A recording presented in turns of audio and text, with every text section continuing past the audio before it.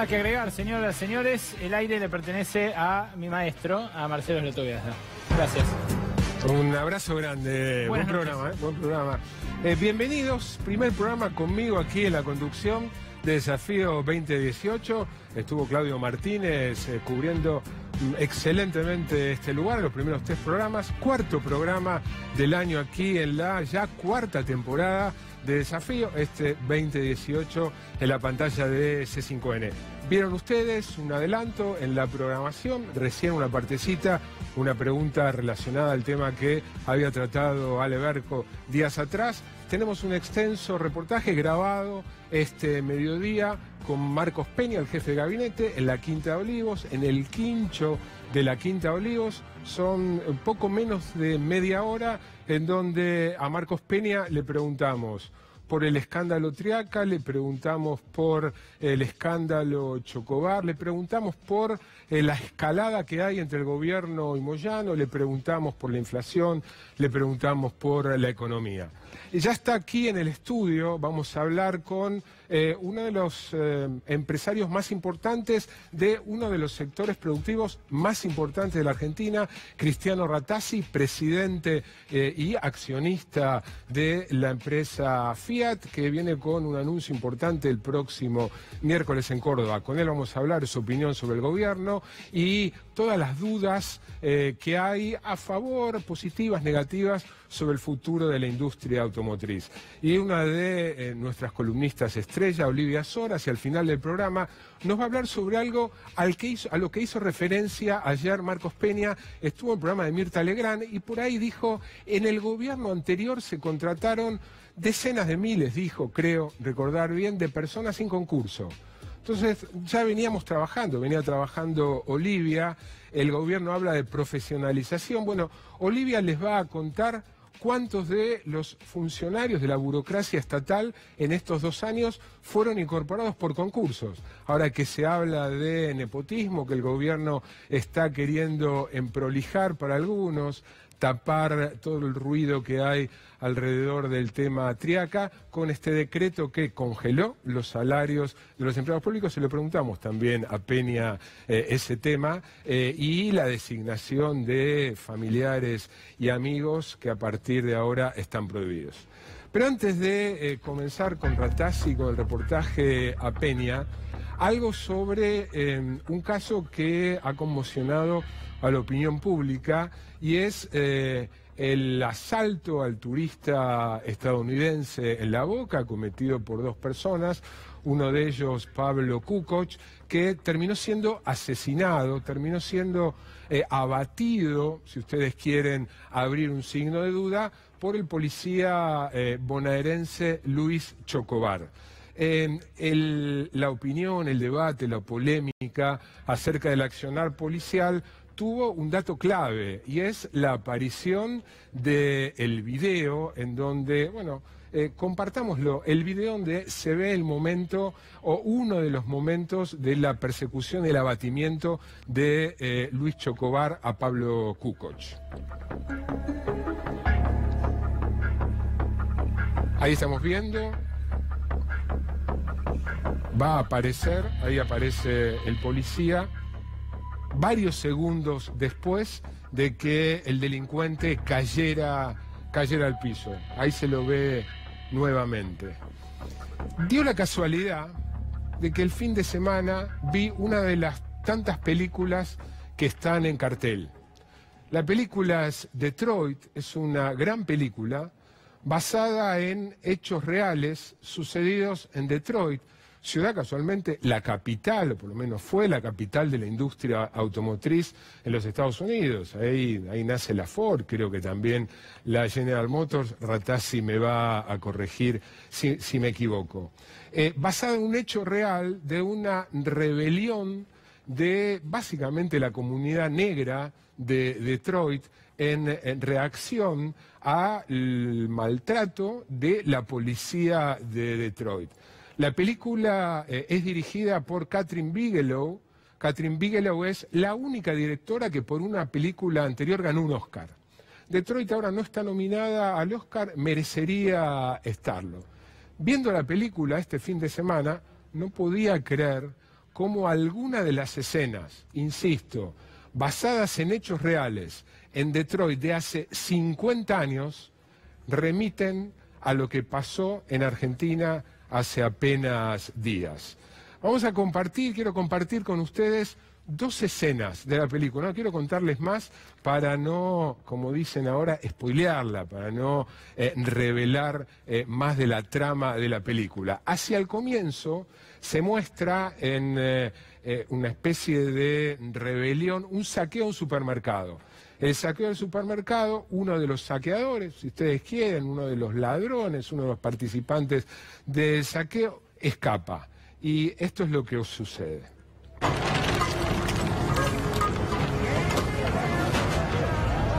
Take this motherfucker right here. Halt! Halt!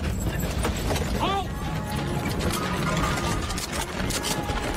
Get back! Stay off the street. Halt! Come here. Get back off the street!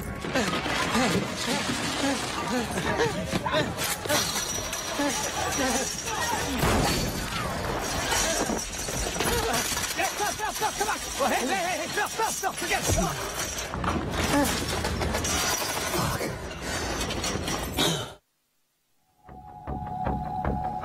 Ahí vieron claramente cómo el saqueador intenta escapar, 2 policías bajan del patrullero, lo persiguen y le disparan. No voy a contarle cómo termina ese muchacho, el que tenía las bolsas, el que había participado en unos saqueos. Lo que sucede en Detroit, yo la verdad desconocía el nivel de dramatismo, el nivel de violencia que tuvo, media ciudad incendiada. A los pocos minutos de esa escena, en la película, uno de los 2 policías es convocado por un detective de la misma policía de Detroit que empieza a investigar porque encuentra que había habido un tiroteo con una circunstancia medio dudosa. Lo convoca al despacho, el detective, a uno de esos 2 policías y les pido que presten atención al diálogo que se produce entre el detective, el investigador, si ustedes quieren, una especie de asuntos internos de la policía de Detroit, con uno de los policías que le había disparado al saqueador. Presten atención al diálogo. Are we sure it's the same guy? He's the only Virginia Park shooting today. You carry a shotgun, he has shotgun wounds. You want to play ballistics? Jesus Christ, I'm sorry. That's it? What else? You shot him in the back. Right, he was running away from me. Where else do you want me to shoot? My point was him being a threat to you.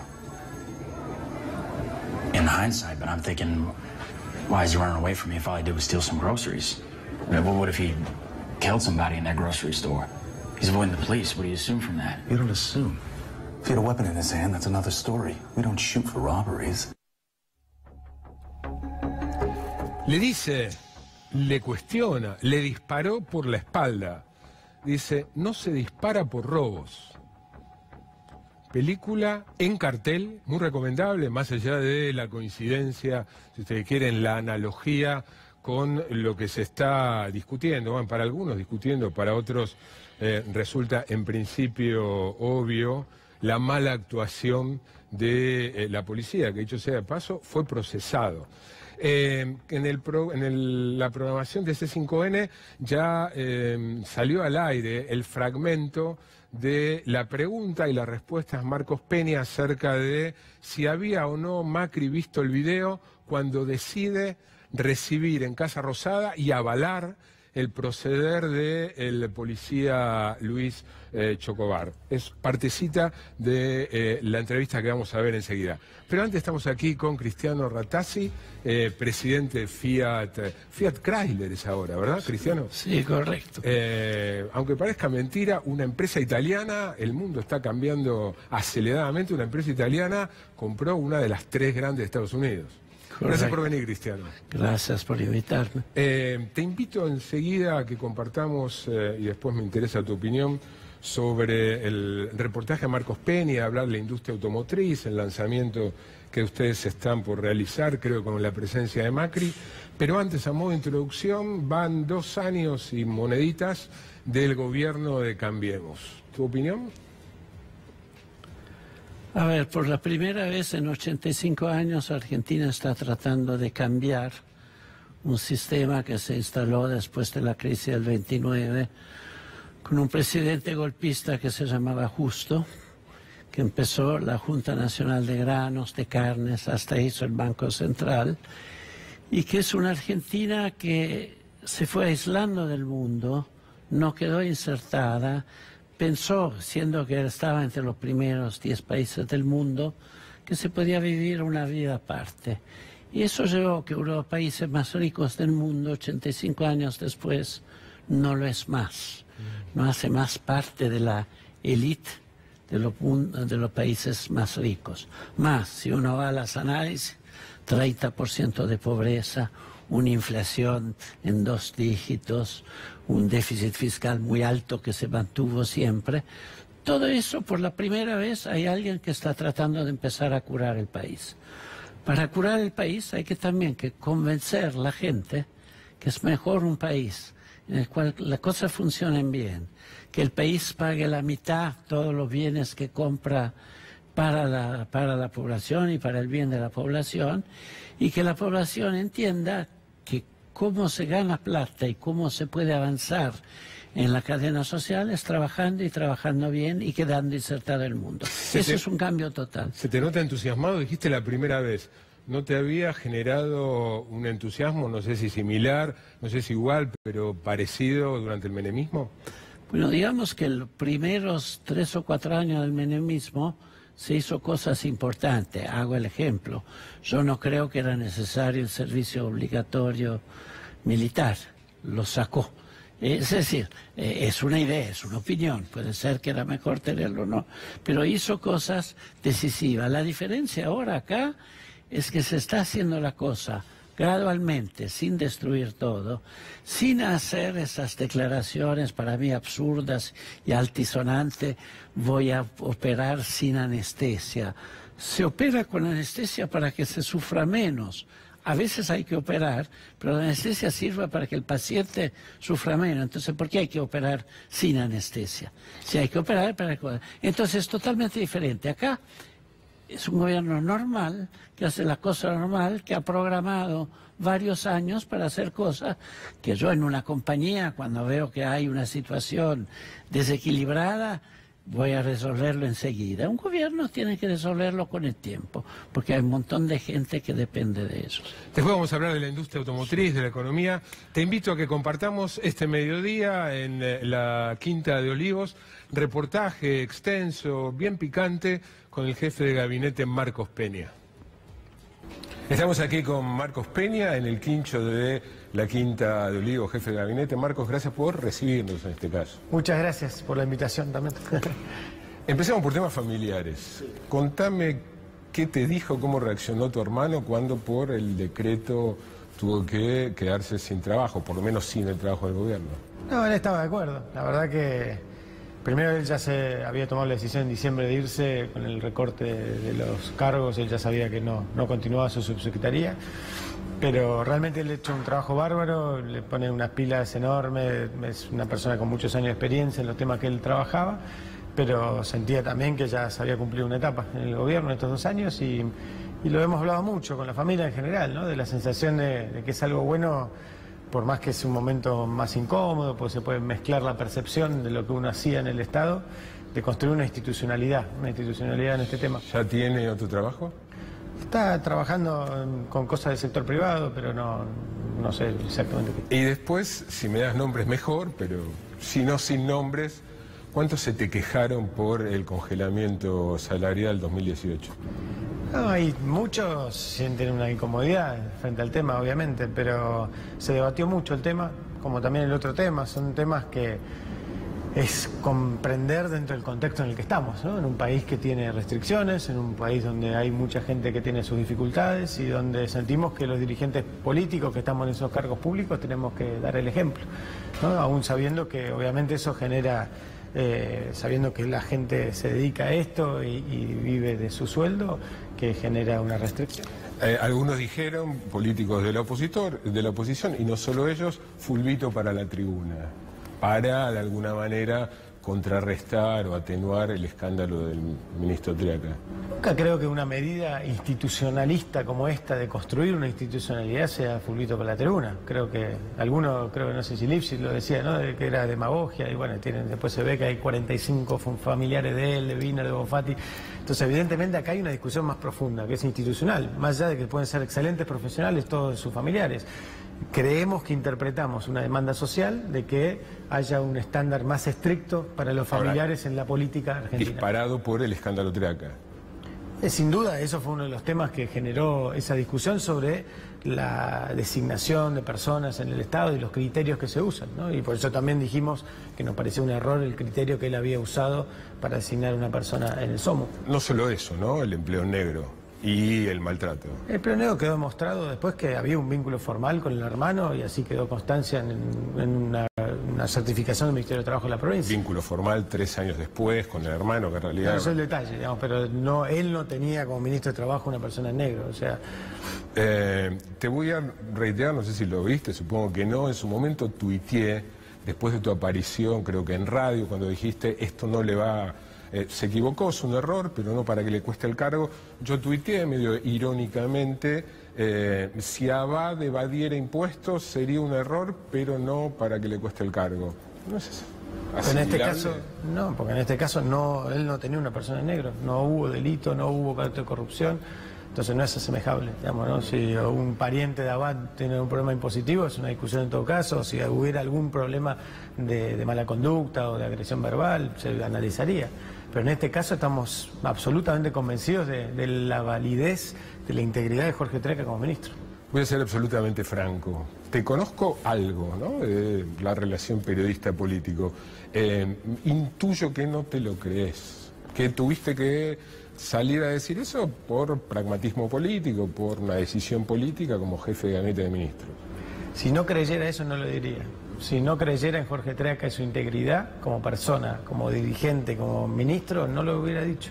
No, por ahí nos conocemos poco en ese plano. Digo, realmente créeme que nosotros lo que decimos es lo que creemos, porque aparte de todo se nota y se sabe.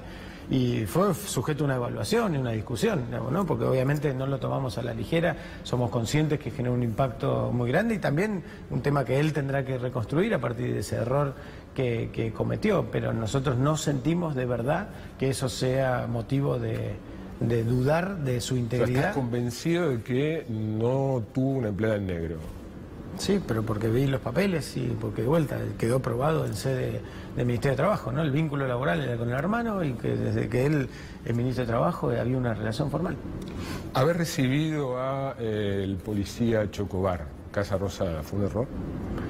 No, yo creo que no. Yo creo que lo que él planteó el presidente ahí interpreta también una demanda social de hace tiempo, que es una discusión respecto a tener un beneficio de la duda de las fuerzas policiales, entender que hay un desequilibrio en esa percepción, que siempre tiene que estar, obviamente, dentro del carácter institucional y del respeto a la ley, y que en ningún momento se plantea interferir en ninguna investigación judicial ni nada, pero sí un mensaje de apoyo a un policía que, cumpliendo sus funciones, tuvo esta situación y que se notó un desequilibrio. Lo recibe antes de que se conociera el video. De haber estado al tanto del video, si es que ustedes no estaban al tanto del video, no lo sé, supongo que no, ¿lo hubiera recibido igual? El Ministerio de Seguridad tiene todos los videos del primer día, al igual que el Ministerio de Seguridad de la ciudad y de la provincia, y obviamente había habido una evaluación sobre no solo ese video, sino sobre el conjunto del accionar de ese día, digamos, ¿no? O sea, hay más material, evidentemente, más... O sea, lo conocía el video. Sí, el Ministro de Seguridad estaba al tanto de cómo había sido el desempeño. ¿No te parece, Marcos, que el policía le dispara de espaldas y que ha mentido de alguna manera en la declaración que hizo, que estaba defendiéndose? A mí me parece que es muy difícil analizar una situación por un video así y no por un contexto general, donde hay más videos, donde hay testimonios, donde hay declaraciones y donde hay un hecho objetivo que esta persona había acuchillado y casi matado a una persona, ¿no? Entonces, si uno mira los estándares de hoy, de las fuerzas policiales, de las distintas situaciones, o qué pasaría en un país, digamos, en otros países en esta esta misma circunstancia. La sensación que tiene el Ministerio de Seguridad al analizar el caso es que ha habido un proceder que es correcto. De todas formas, por eso también sigue habiendo una investigación judicial y el planteo... El presidente lo recibe, esto puede ser interpretado, tenemos historia de accionar policial, esto puede ser interpretado como, no sé si un vía libre, pero como una bala, el accionar de gatillo fácil por parte de Fuerza de Seguridad. O sea, le pega un disparo a mucho espacio, mucha distancia de donde había acuchillado el delincuente al turista, no corría riesgo el policía y lo mata. Nosotros no creemos en el gatillo fácil, no creemos en que las señales de respaldo a las fuerzas policiales equivalgan de ninguna manera a promover que no se cumpla con la ley y las normativas. De ninguna manera. Creemos que es simplista reducir la discusión a que si uno apoya a una fuerza policial, y ahora tenemos algunas experiencias en el tiempo pasado, ¿no? Cuando uno analiza la discusión del caso Maldonado, de lo que dijo Patricia Bullrich en su momento en el Senado respecto a no prejuzgar y dar, mientras se hacía la investigación, tratar de tener beneficio de la duda. También tenemos el caso Rafael Nahuel. El caso Maldonado, digo, para poder redondear, porque se habló mucho y no ha habido una autocrítica de nadie de decir, bueno, efectivamente hubo un prejuzgamiento fruto de la mentira de alguna gente, que no sé, o la investigación judicial dirá quiénes mintieron y quiénes acompañaron una mentira, pero o fueron engañados por los que mintieron. Pero me parece que el tema es mucho más profundo. Nosotros tenemos que poder discutir el rol de la fuerza de seguridad en nuestra democracia sin partir del preconcepto de entrada de que cualquier respaldo a la fuerza de seguridad es un respaldo al abuso o al autoritarismo o al gatillo fácil. Cualquier respaldo no, No, pero a ver, la misma discusión se dio de vuelta con el caso Maldonado. Es decir, no vamos a juzgar a la gendarmería por una desaparición forzada sobre lo que no hay pruebas.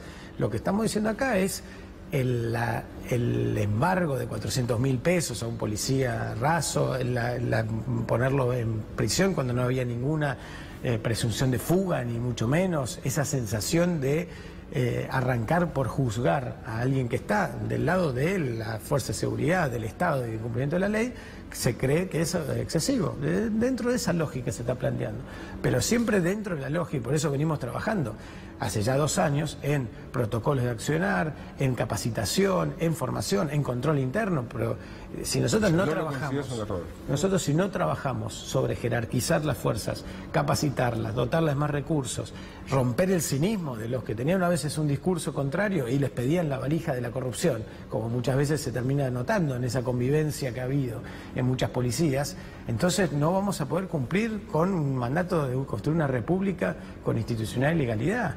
Entonces, de vuelta, al igual que todos los otros casos, sea el caso de Nahuel o el caso del que sea, las fuerzas de seguridad están actuando en defensa de la ley. Son los primeros que tienen que estar rindiendo cuentas a eso. Ahora, no hay ningún motivo para tratarlos de entrada como igual que un delincuente, porque esa persona tiene otra presunción. Sí, pero cuando uno lo detiene inmediatamente, le pone un embargo sobre la familia, etcétera, lo que está haciendo es igualándolo a una situación de una delincuencia. Y creemos que eso no es equilibrado. No es de entrada, es en función de lo que hizo este policía. No es que el juez imputó, procesó a cualquier policía. Imputó a un policía puntual que le disparó por la espalda a un delincuente que estaba huyendo lejos. Pero insistimos, la prisión del meterlo preso, del embargo sobre los fondos, etcétera, no es equivalente a lo que se hace con un delincuente que hace la misma situación. Es muchas veces muy superior. El juez parecería, o los jueces muchas veces se animan, digamos, a dar una mano dura contra los policías que no lo hacen contra los delincuentes. Entonces también tenemos que tener ese contexto del equilibrio. Nadie dice que no se lo juzgue, que no se lo analice, que no se pongan los elementos, que tenga derecho a defensa, pero presuponer que él tiene un principio de fuga o que tiene una cuestión de 400.000 pesos para un embargo, etcétera, etcétera, nosotros lo consideramos poco equilibrado. Hay una escalada con Hugo Moyano, ¿sí? Hizo una declaración él, saliste a responder vos, hizo él ayer a la tarde, después de la tuya, otra declaración fuerte, casi un exabrupto, diciendo que el gobierno está fracasando y le queda poco tiempo. ¿Cómo se analizó eso en el ámbito del Ejecutivo? Yo creo que casi un exabrupto parece poco, ¿no? Yo creo que es la línea de una amenaza mafiosa. peligrosa, digamos. Es un accionar que repudiamos profundamente como demócratas y como creo deberían repudiar todos los sectores políticos y sociales de este país. Porque una persona que está diciendo yo estoy por encima de la ley, yo por más que soy un ciudadano como cualquier otro no tengo que responder las denuncias que se me hacen, las investigaciones, y amenazo que entonces la respuesta que el gobierno va a durar poco, es algo que tenemos que dejar atrás como sociedad. Pero lo más importante es que tengan la tranquilidad, todos los que nos están mirando, y él particularmente, que puede amenazar lo que quiera, pero todos somos ciudadanos iguales ante la ley, con lo cual... ¿Y qué análisis político hacen de eso? Parece que es una lástima que se lleve a ese lugar fruto de no entender que el país cambió. El país cambió por una demanda de los argentinos de mayor transparencia, mayor institucionalidad, de que nadie esté por encima de la ley, que la prepotencia y la extorsión no sean los mecanismos para acumular riquezas o para acumular poder. Y en ese sentido creo que es un error de interpretación. Y me parece que muchas veces cuando encima se miente tratando de plantear que tiene que ver con temas políticos... ¿Cuál fue el punto de quiebre? Porque pasaron, particularmente la relación entre Moyano y Macri, pasaron de tirarse flores a esta situación de una guerra por el momento verbal o política. ¿Cuál es el punto de quiebre? ¿Cómo se entiende eso? Nosotros no cambiamos, nosotros seguimos dispuestos a trabajar con todos los sindicatos, inclusive con los sindicatos camioneros, con los miles de conversaciones que hemos tenido en función de una agenda para mejorar la vida de los trabajadores, generar más trabajo y más producción y desarrollo en nuestro país. Ahora, lo que cambia es que hay un país conectado con el mundo, que ahora tiene tecnología, transparencia, que las instituciones funcionan, y eso incomoda, en este caso, a él y su familia.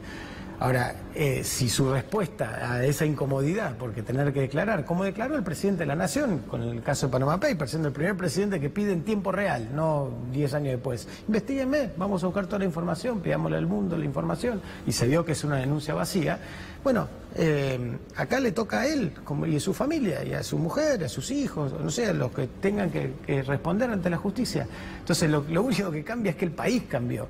Nosotros seguimos siendo los mismos, no tenemos ningún problema ni con él ni con nadie.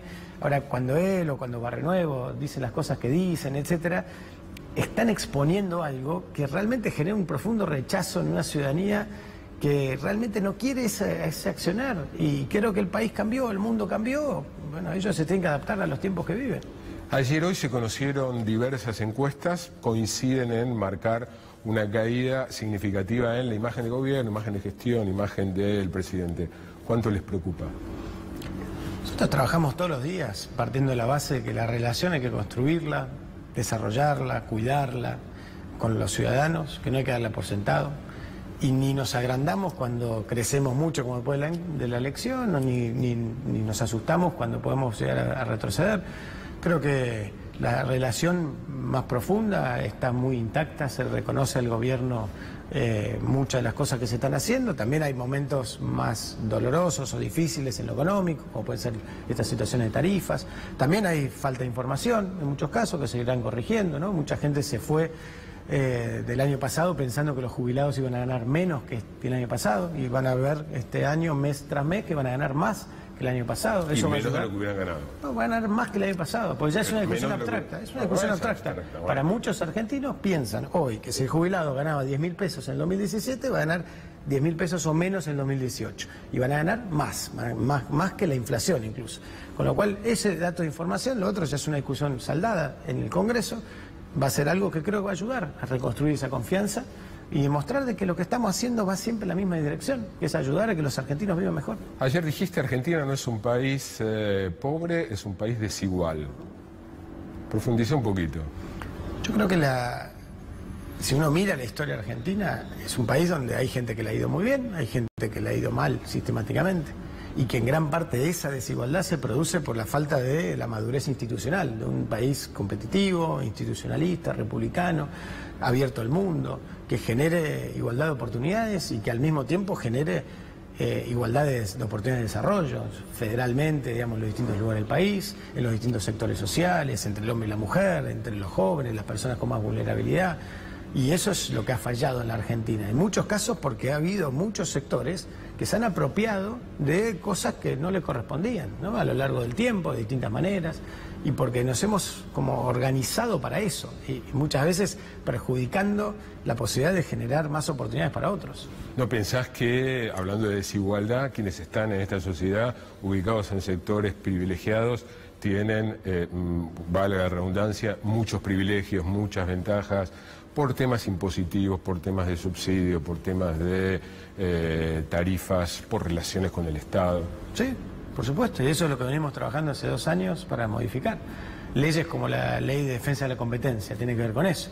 La posibilidad justamente de hacer transparencia, gobierno abierto, acceso a la información pública, ayudan a eso, a iluminar todo. Todo tiene que estar iluminado, todo tiene que estar a la vista de la sociedad y tiene que haber una conversación en ese sentido. Y por eso, de vuelta vuelvo a la primera pregunta, lo de los familiares.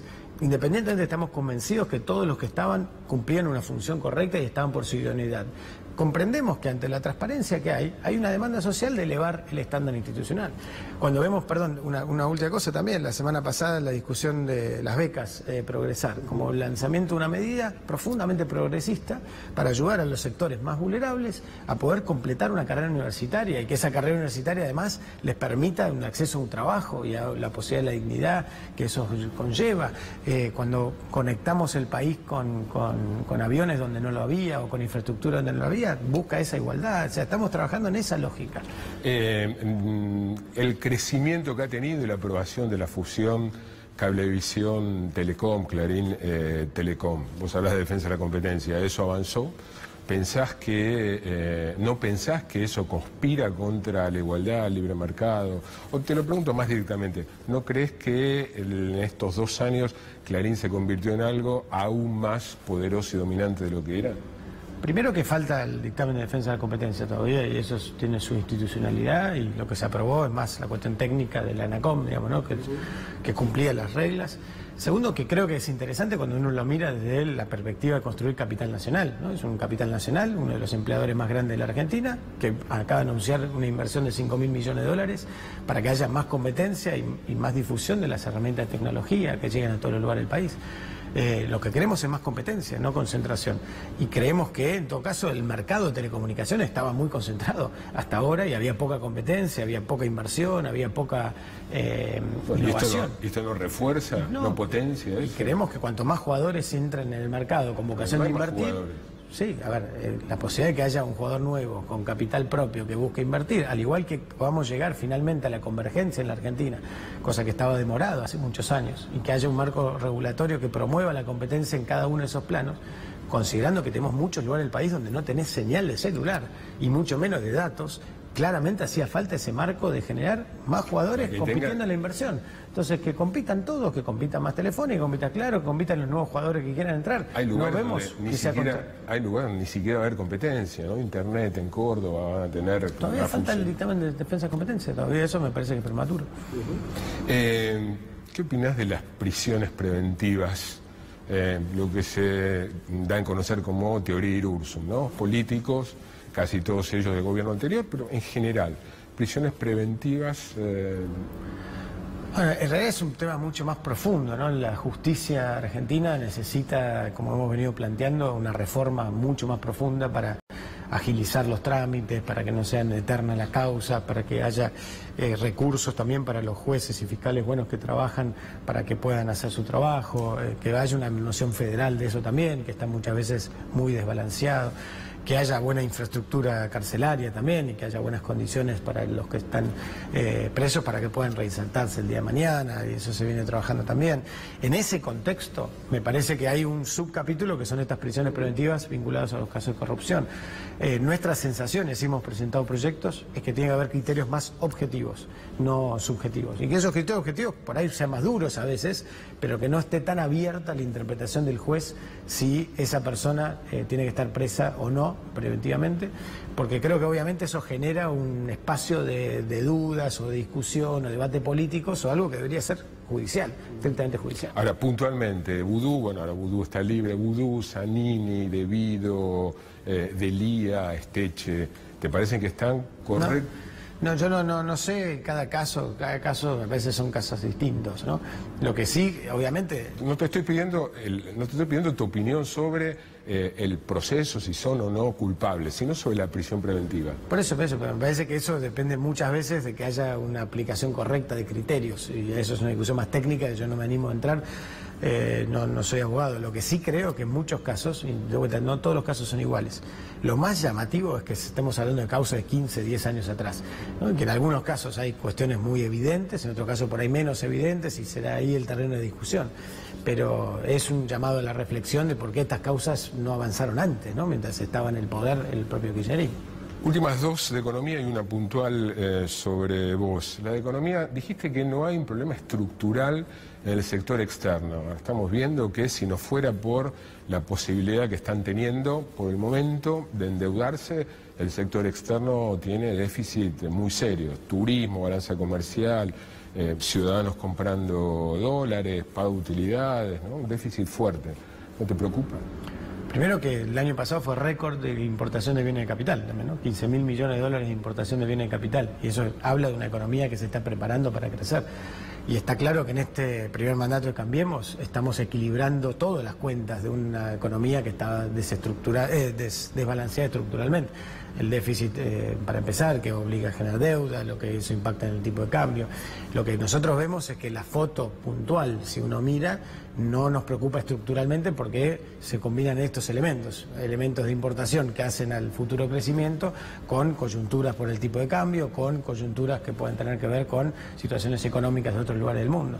Ahora, el plan de estabilización argentino con tipo de cambio flotante es hoy, a nuestro entender, uno de los reaseguros para asegurar que la economía argentina no esté incubando un problema estructural como pasó en la convertibilidad o mismo en los últimos años del kirchnerismo. La última de economía, modificaron las metas de inflación, las subieron al 15%, todo indica, al menos las expectativas de las consultoras, es que va a estar muy por encima. ¿No puede eso complicarle las paritarias, la inercia inflacionaria, las remarcaciones? Vamos a trabajar para que no, creemos que hay cuestiones puntuales, eso también lo observa el Banco Central cuando uno mira el análisis de los regulados, por ejemplo, ¿no? Que casi un tercio de la inflación del año pasado tuvo que ver con los regulados. Este es el último año donde hay que hacer un esfuerzo más fuerte en materia de acomodamiento de tarifas, ya el año que viene ya no. Y creemos que si nos comprometemos con la meta y seguimos reduciendo, como estamos haciendo, el financiamiento del Banco Central al Tesoro, que bajó de 5 puntos a 1 punto este año y ya para el 2020 va a ser 0, si seguimos reduciendo el déficit como lo venimos haciendo, si seguimos haciendo una política que centralmente es del propio gobierno, ¿no? Y del Estado, vamos a seguir logrando acercarnos a esas metas y sobre todo eliminar en estos primeros 4 años la inflación como herramienta política, de política económica que hemos tenido en el último tiempo en la Argentina. La última, seguramente habrás visto una nota periodística dando cuenta de que un primo, creo que es un primo segundo tuyo, ganó una licitación importante para proveer de lamparitas LED importadas de China. Y hay ahí alguna suspicacia acerca de el vínculo. Primero que me causa mucha gracia el tema, ¿no? Yo tengo 170 primos segundos. Peña Brown. No, Brown. 170 primos segundos, de los cuales conozco una muy minoría y los cuales tengo relación con una minoría mucho más chiquita. Entonces muchas veces con ese mito de la familia Brown y demás, es una familia grande, tuvieron muchos hijos, mi abuelo bisabuelo vino de Rusia, escapando del zar en ese momento como judío, tuvo 10 hijos, tuvieron 10 hijos todos, bueno, una familia grande. A algunos les fue bien, a otros les fue mal. La realidad es que no tengo vínculo, no los conozco. Lo único que hay que mirar, por más que sea muy familiar y comamos los domingos los 170 primos de segundo, cosa que no pasa, es que las licitaciones, las contrataciones del Estado sean transparentes y es lo que son. Y por eso hoy estamos en precios infinitamente más bajos en los equivalentes en cada uno de los temas comparado a hace 2, 3 años atrás. La institucionalidad pasa por ahí, porque podría pasar que tenga algún familiar muy cercano y que quiere hacer algún desarrollo, invertir o lo que sea. Lo que hay que mirar es eso. Agregado a eso, para los que son familiares más cercanos, está el decreto de conflicto de intereses, otra innovación institucional que hemos hecho en este gobierno, que no se ha copiado en otros lugares todavía del país, ojalá que se logre, porque lo que tenemos que discutir ante cada caso es qué respuesta institucional tenemos. Pues si no, pasa por si creen en mí, no creen en mí, si caigo simpático, no caigo simpático, no pasa por ahí, pasa por reglas, por transparencia y por control ciudadano, control de la prensa, control del Parlamento y todo eso. Gracias por atendernos, por recibirnos aquí. Un placer, muchas gracias. Vamos a un corte.